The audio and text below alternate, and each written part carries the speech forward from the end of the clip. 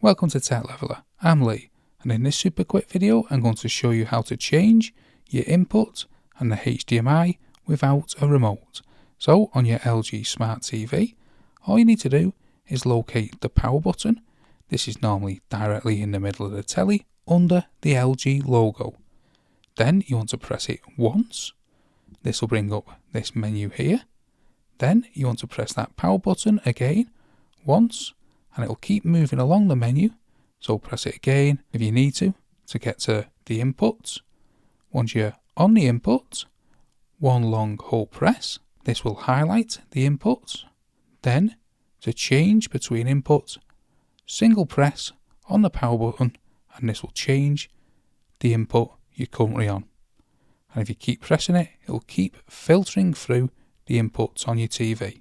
Once you're happy with the input you've chosen, one long hold press, this will unhighlight it.